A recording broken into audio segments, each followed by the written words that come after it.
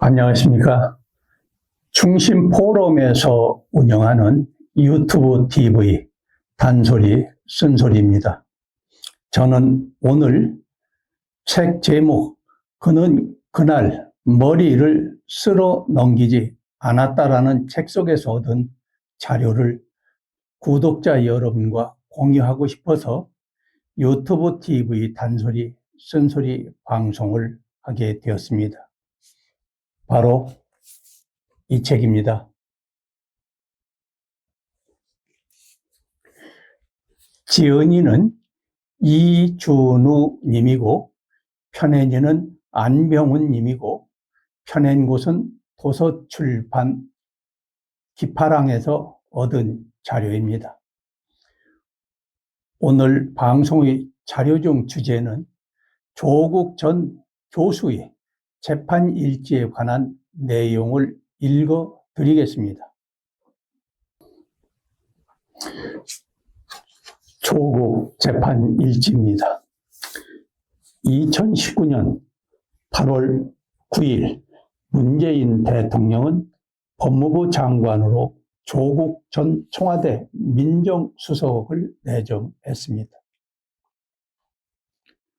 8월 14일 문 대통령은 조국 후보자 인사청문 요청안을 국회에 제출했고 배우자 자녀의 사모펀드 74억 원 투자 약정 사실을 공개했습니다. 8월 19일 조 후보자 딸 조민 씨가 부산대 의학전문대학원에서 낙제하고도 6차례에 걸쳐 장학금을 수령했다는 의혹이 제기되었습니다. 8월 20일 조민 씨가 고등학교 때 의학 논문 1저자로 등재되고 이를 대학 입시에 활용했다는 의혹이 제기되었습니다. 8월 27일 서울중앙지검 특수부는 서울대, 부산대 등 30여 곳을 압수수색을 했고 9월 6일 인사청문회 개최를 했고 검찰은 조 후보자 부인 정경심 등 동양대 교수 표창장 위조 혐의로 기소가 되었습니다.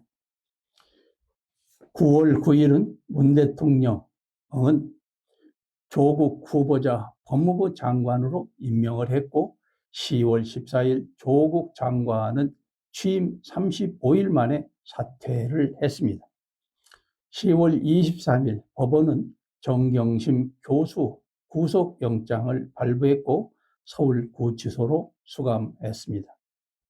12월 31일 검찰은 가족비리 의혹 관련 뇌물수수 등 혐의로 조국 전 장관을 불구속 기소를 했고 2020년 1월 29일은 서울대학은 조국 법학전문대학원 교수직에서 직위를 해제했습니다. 12월 23일 법원은 정경심 교수에게 1심 징역 4년 선고 후 법정 구속을 했으며 벌금 5억 원과 추징금 1억 4천여만 원도 함께 선고를 했습니다. 2021년 8월 11일은 법원은 정 교수 항소심 징역 4년과 벌금 5천만 원을 선고를 했고 8월 24일 부산대는 조민 씨 의전원 입학 취소, 예비 행정 처분을 결정을 했고 8월 31일 동양대는 정 교수를 면직 처리했습니다. 2022년 1월 27일 대법원은 정 전 교수 징역 4년을 확정을 했고 2월 25일 고려대 조민 입학 취소 결정을 했습니다. 2023년 2월 3일 법원은 조국 전 장관에게 자녀 입시 비리와 유재수 전 부산시 경제부시장에 대한 감찰 무마 등 혐의로 징역 2년을 선고했고 정 전 교수 징역 1년 추가를 했고 6월 13일에는 서울대 교원징계위원회는 조국 교수를 파면을 했습니다. 2024년 2월 8일은 서울고법 형사 13부 재판장 김우수는 업무방해, 청탁금지법 위반, 직권남용, 권리행사 방해 등 혐의로 기소된 조국 전 장관에게 1심과 마찬가지로 징역 2년의 실형을 선고했습니다.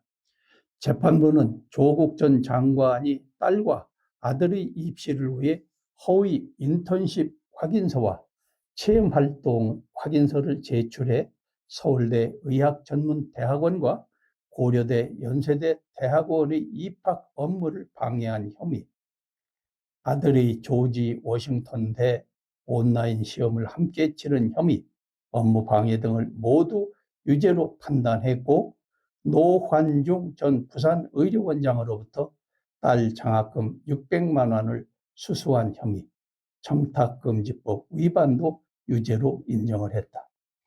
다만 장학금을 뇌물로 인정하지는 않았습니다.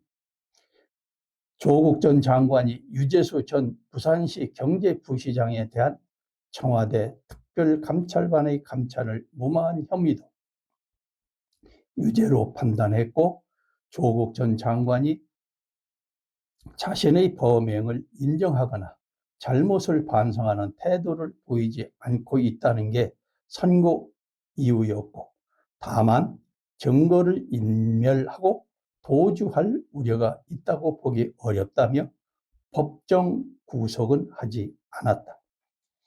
조국 전 장관은 선고가 끝난 뒤 기자들과 만나 상고해 대법원의 판단을 받겠다고 밝혀 저와 가족으로 인해 국민 사이에 분열과 갈등이 일어나고 국민께 부족하고 실망스러운 모습을 보인데 다시 한번 사과드린다면서도 포기하지 않겠다. 검찰 개혁을 추진하다가 무수히 쓸리고 베었지만 그만두지 않고 검찰 독재를 막는 일에 나설 것이라고 말하며 조만간 출마 관련 공식 입장을 밝히겠다고 말했다.